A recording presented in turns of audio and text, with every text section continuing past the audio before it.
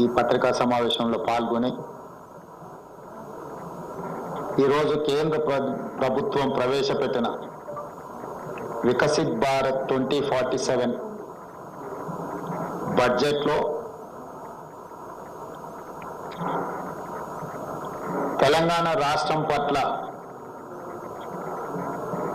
వివక్ష ప్రదర్శించడం కాదు, కక్షాపూరితంగా వ్యవహరించడంగా తెలంగాణ రాష్ట్ర ప్రజలు భావిస్తున్నారు. మా ప్రభుత్వం, మా మంత్రివర్గ సహచరులు 18 సార్లు ఢిల్లీకి వెళ్ళి ప్రధానమంత్రి, హోంశాఖ మంత్రి, ఇతర మంత్రులను, ప్రభుత్వ ఉన్నతాధికారులను కలిసి చట్టంలో పొందుపరిచిన, పార్లమెంట్ ఆమోదించి హక్కులను కల్పించిన విషయంతో పాటు ఈ 10 సంవత్సరాలలో గత ప్రభుత్వం వివక్ష వల్ల, గత ప్రభుత్వం యొక్క అసమర్థత వల్ల జరిగిన నష్టాన్ని కూడా సవరించి తెలంగాణ రాష్ట్రానికి అవసరమైన నిధులను విడుదల చేయాలి అని చెప్పి మేము ప్రయత్నం చేసినాం. స్వయంగా నేనే 3 సార్లు ప్రధానమంత్రిని కలిసిన. మొదటిసారి తెలంగాణ రాష్ట్రంలో ప్రభుత్వం ఏర్పడిన వెంటనే నేను, ఉప ముఖ్యమంత్రి బట్టి విక్రమార్క గారు ప్రధానమంత్రి గారిని కలిసి ఎన్నికలు ముగిసిపోయినాయి, వివక్ష లేని, వివాదాలు లేని సత్సంబంధాలను రాష్ట్ర కేంద్ర ప్రభుత్వాల మధ్యలో నెలకొల్పి అభివృద్ధికి ఒకరికొకరం సహకరించుకొని ముందుకు వెళ్తామని మొదటిసారి కలిసి చెప్పడం జరిగింది. రెండవసారి నరేంద్ర మోడీ గారు తెలంగాణ రాష్ట్ర పర్యటనకు వచ్చినప్పుడు ఆదిలాబాద్లో నేనే స్వయంగా వెళ్ళి వారికి స్వాగతం పలికి ఆ రోజు ఒక అడుగు నేను ముందుకు వేసి, ఈ దేశంలో ప్రధానమంత్రి పెద్దన్న లాంటి వాడు, మీరు పెద్దన్నలాగా వ్యవహరించాల్సిన అవసరం ఉన్నది. రాష్ట్రాల అభివృద్ధి జరగాలి అని అంటే నిధుల కేటాయింపులతో పాటు అనుమతులు వేగంగా ఇవ్వాలి. తెలంగాణ రాష్ట్ర ముఖ్యమంత్రిగా ప్రధానమంత్రిని పెద్దన్నగా మేము భావిస్తున్నాం, పెద్దన్న పాత్ర మీరు పోషించండి అని చెప్పి ఒక అడుగు ముందుకేసి చెప్పడం జరిగింది. ఆ తర్వాత జాతీయ ఎన్నికల తర్వాత నరేంద్ర మోడీ గారు 3వసారి ప్రధానమంత్రిగా బాధ్యత స్వీకరించిన తర్వాత ఇప్పటి బడ్జెట్లో తెలంగాణ రాష్ట్రానికి అవసరమైన నిధులను,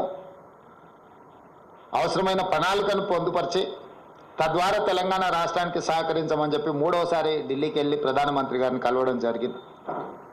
అన్ని సందర్భాలలో బేసిజాలకు తావు ఇవ్వకుండా, అనవసరమైన వివాదాలకు అవకాశం ఇవ్వకుండా, ఈ దేశ ప్రధానమంత్రి వివిధ రాష్ట్రాల ముఖ్యమంత్రులకు పెద్దన్నలాగా ఉండాలి, మిమ్మల్ని మేము పెద్దన్నగా భావిస్తున్నాం, మా రాష్ట్రానికి చాలా సంవత్సరాలుగా వివక్ష జరుగుతున్నది కాబట్టి ఈ వివక్షను తొలగించి మా నిధులు కేటాయించండి అని వారిని కలిసి చెప్పడం జరిగింది. కేంద్ర ప్రభుత్వంలో ఉన్న మంత్రులందరినీ కూడా కలిసి విజ్ఞప్తి చేయడం జరిగింది. కానీ ఈరోజు వికసిత్ భారత్ 2047లో 48,21,000 కోట్ల రూపాయలతోని బడ్జెట్లు ప్రవేశపెట్టి, అదేవిధంగా బడ్జెట్ మొత్తం సారాంశాన్ని చూస్తే మొత్తం బడ్జెట్లో తెలంగాణ అనే పదాన్ని నిషేధించిండ్రు. తెలంగాణ అనే పదాన్ని కూడా పలకడానికి కేంద్ర ప్రభుత్వము ఇష్టపడడం లేదు. 10వ బడ్జెట్ సమావేశాల సందర్భంగా ప్రధానమంత్రి గారు తెలంగాణ రాష్ట్ర ఏర్పాటు ప్రక్రియను తప్పుపట్టినప్పుడు, తెలంగాణ రాష్ట్ర ఏర్పాటు ప్రక్రియనే పార్లమెంటు విధి విధానాలు ఉల్లంఘించి ఏర్పడింది అని అన్నప్పుడు వారి మనసులో ఇంత కక్ష ఉంది తెలంగాణ పట్ల అనేది తెలంగాణ ప్రజలు ఊహించలేదు. వారు మొదటి నుంచి ఎందుకో తెలంగాణ పట్ల వివక్ష కాదు, కక్ష చూపిస్తున్నట్టుగా అనిపిస్తుంది. గతంలో కేంద్రంలో ఉండే ప్రభుత్వాలకు ప్రతిపక్ష పార్టీలు అధికారంలో ఉన్న రాష్ట్రాల పట్ల వివక్ష చూపిస్తారని చర్చ జరిగితే అది ఎట్లుంటుందో మాకు అర్థం కాలేదు. కానీ ఇప్పుడు నరేంద్ర మోడీ గారి ప్రభుత్వము వివక్ష కాదు, కక్షాపూరితంగా తెలంగాణ ప్రజల పట్ల వ్యవహరించింది అని చెప్పి స్పష్టంగా మా ప్రభుత్వం భావిస్తున్నది. ఏపీ పునర్విభజన చట్టంలో భాగంగా ఆంధ్రప్రదేశ్కు రాజధాని నిర్మించడానికి, ఆంధ్రప్రదేశ్కు పోలవరం నిర్మించడానికి, ఆంధ్రప్రదేశ్లో వెనుకబడిన జిల్లాలకు నిధులను కేటాయించడానికి, ఎన్ని రకాలుగా ఆంధ్రప్రదేశ్కు నిధులను కేటాయించాలనో అన్నిటికీ ఆంధ్రప్రదేశ్ పునర్విభజన చట్టాన్ని ప్రస్తావిస్తూ ఆ నిధులు కేటాయించడానికి ఒక అవకాశంగా తీసుకున్నారు. ఆంధ్రప్రదేశ్కి ఇచ్చే నిధులను ఆంధ్రప్రదేశ్కు ఎందుకు ఇస్తున్నారని మేము అడగడం లేదు. పునర్విభజన చట్టంలో భాగంగా ఆంధ్రప్రదేశ్కు నిధులు ఇచ్చినప్పుడు పునర్విభజన చట్టంలో భాగంగా తెలంగాణకు నిధులు ఇవ్వాలన్న బాధ్యత కేంద్ర ప్రభుత్వానికి లేదా? అదే ఆంధ్రప్రదేశ్ పునర్విభజన చట్టంలో బయ్యారం ఉక్కు కర్మాగారం ఉంది, కాజీపేట రైల్వే కోచ్ ఫ్యాక్టరీ ఉంది, సాగునీటి ప్రాజెక్టులలో పాలమూరు రంగారెడ్డి ఎత్తిపోతలకు కేంద్ర ప్రభుత్వం పోలవరంకి ఏ విధంగా నిర్మాణానికి సహాయం అందిస్తున్నారో ఆ విధంగా నిధులను కేటాయించాలన్న ఆలోచన కానీ, అదేవిధంగా గిరిజన యూనివర్సిటీ 10 సంవత్సరాల తర్వాత ఇప్పుడు మొదలైన ములుగులో దాన్ని నిధుల విషయంలో కానీ, అదేవిధంగా మేము స్పష్టంగా ప్రధానమంత్రి గారిని కలిసి మీకు నమోమి గంగే ప్రాజెక్టు లాగానో సబర్మతి రివర్ ఫ్రంట్ లాగానో మీ గుజరాత్కు మీ ప్రాంతాలకు ఏ విధంగా అయితే మీరు నిధులను కేటాయించుకున్నారో ఆ విధంగా మూసీ రివర్ డెవలప్మెంట్ ఫ్రంట్కు నిధులు కేటాయించమని చెప్పి మేము అడగడం జరిగింది.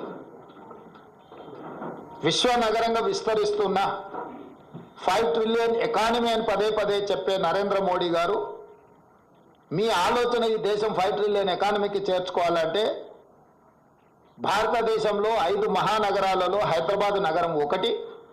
ఈ హైదరాబాద్ నగరానికి మెట్రో విస్తరించడం ద్వారా ఇక్కడ మౌలిక వసతుల యొక్క అభివృద్ధిని చేయడం ద్వారా విదేశాల నుంచి పెట్టుబడులను ఆకర్షించి లక్షలాది మంది నిరుద్యోగ యువకులకు ఉద్యోగ ఉపాధి అవకాశాలు కల్పిస్తే దేశం యొక్క ఎకానమీ పెరుగుతుంది అని చెప్పి వారికి చెప్పడం జరిగింది.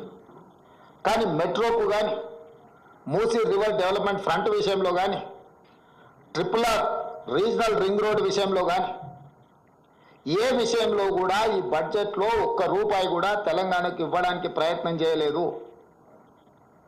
ఆనాడు యూపీఏ ప్రభుత్వంలో కేటాయించిన ITIR కారిడార్ను గతంలో తెలంగాణ అధికారంలో ఉన్న ప్రభుత్వము కేంద్ర ప్రభుత్వం ఇద్దరు వివక్ష వల్ల ITIR కారిడార్ను మరుగున పడిపోయింది. ITIR కారిడార్ వస్తే పెట్టుబడులు వస్తాయి, పెట్టుబడులతో పాటు IT రంగ నిపుణులకు వేలాది లక్షలాది ఉద్యోగాలు వస్తాయి, మీరు దానికి సంబంధించిన కార్యాచరణను కూడా చేపట్టండి అని చెప్పి కేంద్ర ప్రభుత్వానికి మేము విజ్ఞప్తి చేసినాం. ఈరోజు ITIR కారిడార్ గురించి ఎక్కడ ప్రస్తావన లేదు. ఈరోజు రైతులను ఆదుకోవడానికి ఒక ప్రత్యేక కార్యాచరణ ఏది తెలంగాణ రాష్ట్రానికి ఇవ్వలేదు. ఎడ్యుకేషన్ పట్ల